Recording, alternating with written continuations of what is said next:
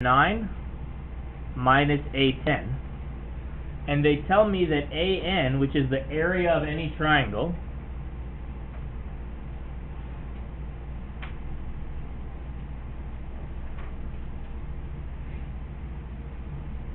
so if I want to get A9, just plug in 9 for n. This is asking me, find the area of square 9.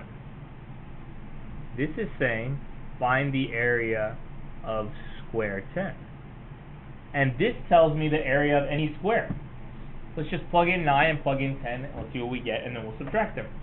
So A9, 64 times 1/2 to the 9 minus 1. 64 1/2 to the 8. 64 1 to the 8 over 2 to the 8.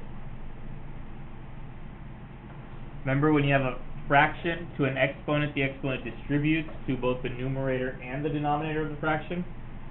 64 times 1 to the 8th power is 1.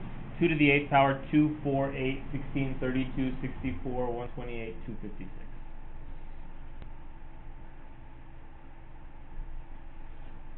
Now this can be simplified, of course. 64 over 256, also known as 32 over 128, also known as 16 over 64, also known as 1/4.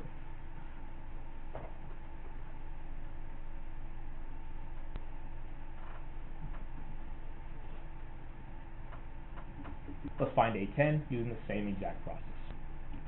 Many of you are more than capable of doing this on your own. Please do that. Those who need a visual cue can look up, and of course, feel free to ask questions at any time.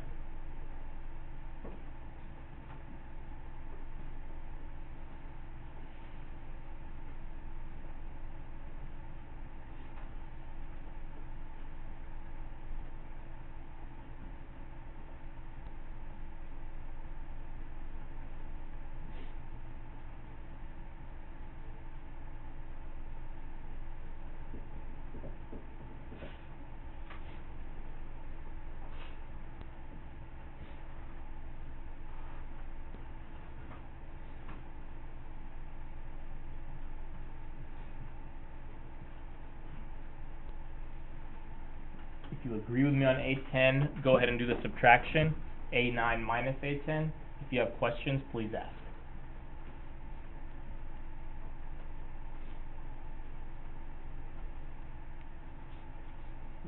Let's see.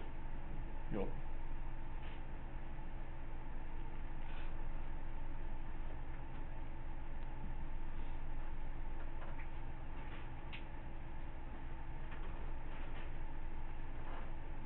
Okay, and now we just need to do the subtraction, of course.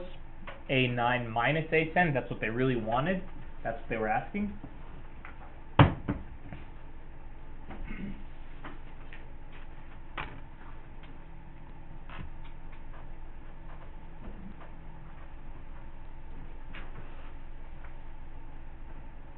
course, common denominator.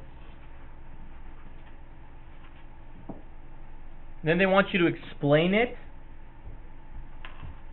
So what did you really do? You did the area of square 9 is 1/8 units squared. Of course, it's squared because area is always squared, so units squared bigger than the area of square 10.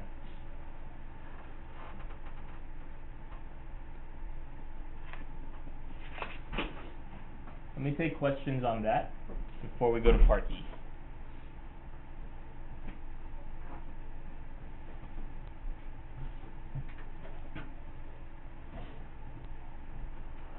Josue, go ahead. Yeah.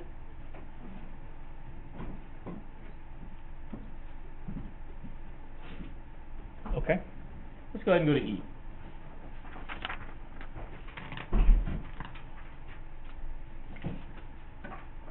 So on E, they want us to find the sum from n equals 1 to infinity of AN.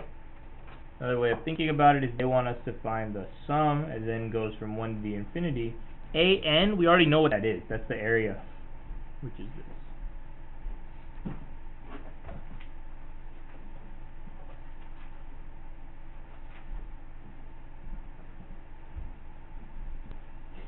Now, in order to attack a sigma problem, we got to know whether this is an arithmetic or geometric sequence, or neither.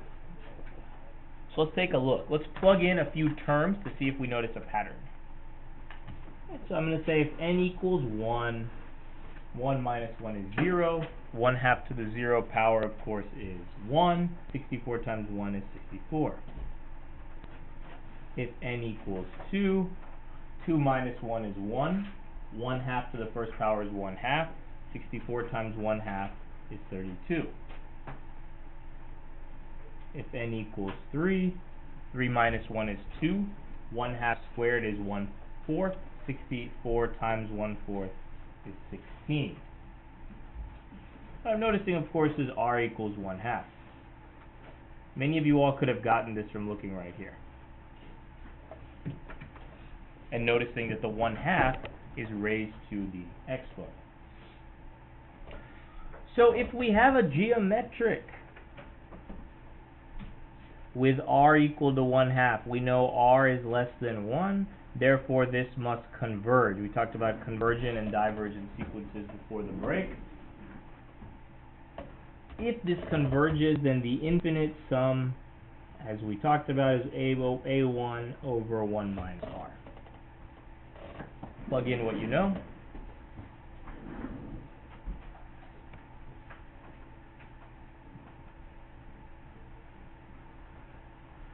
And 128 is the sum of the area of every single square in this sequence.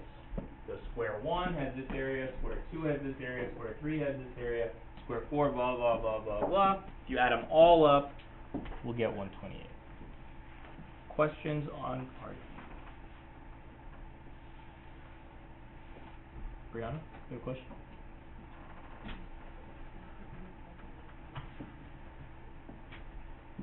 Like on the math of this, so 1 minus 1/2 is 1/2. So if I say 1 minus 0.5, it's just 0.5. Okay, let's take a 1-minute break, recharge the battery, and then we'll come right back and get started.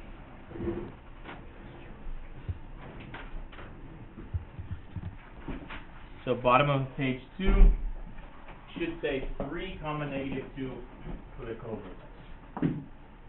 Please make sure you get that change. Bottom of page 2. All right, armed with that information, we are prepared to attack this problem.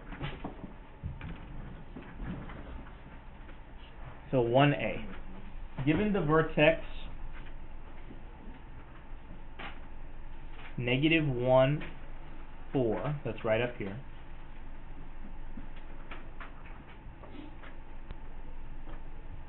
then they tell me the co-vertex is at 3, -2. So 3, -2. So right about here, 3, -2. Second shelf. Second. There you go. So this right here will be the major axis. In fact, let me move this up a little bit. There we go. This right here is the major axis. This right here is the minor axis. We know that the blue is major because the vertex of an ellipse is the end point of the major axis. We know the orange is minor axis because the co-vertex is the end point of the minor axis. And this point where they cross is the center. So the center is at -1, -2. -1, -2. We then are asked to identify the major and minor axes. So I'm going to say major axes is 2a. So remember, a is the distance from center to the vertex. So in this case, A equals 6.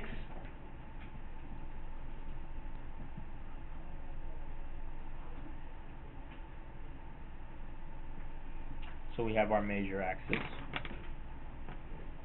And then minor axis, remember, is center to covertex. This is B, which in this case is 4. So minor 2B minor 2 times 4 is 8.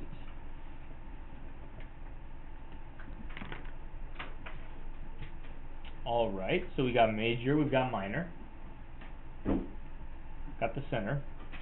So now we can identify the equation of this ellipse. That's part B.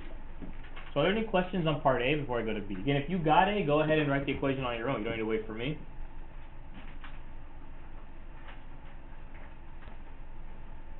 Okay, seeing no questions, I'll proceed. Before I write an equation, I always try to identify what type of ellipse it is. That is it horizontal or vertical? Again, you can just verify you agree with me.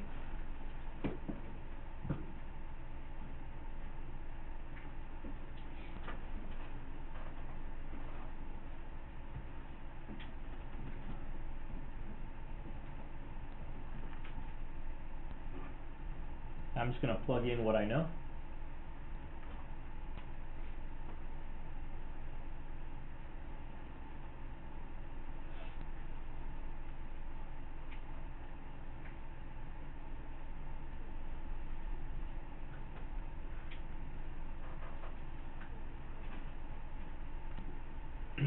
And whenever you're done with your equation, you can look up here and verify you are agreeing with me.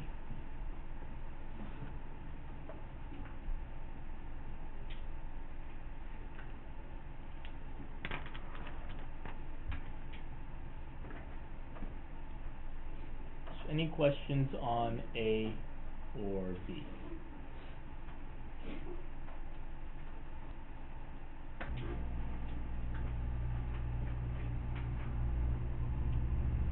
Okay, so let's go to C.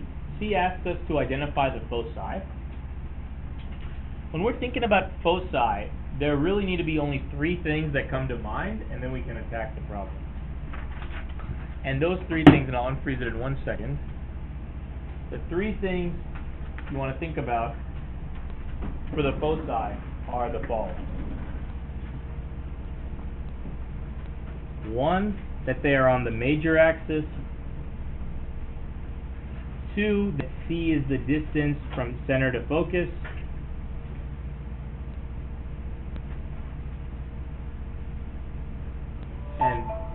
And 3,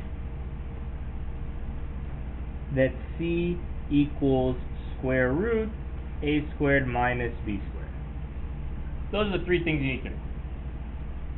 And now, armed with that information, you can find the foci of this ellipse. How do I do that? Well, let's get C.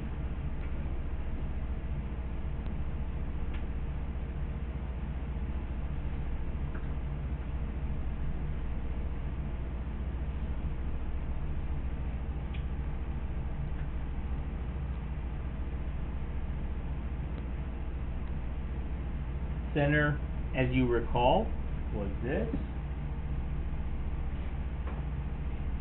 Here's the distance from the center to each focus.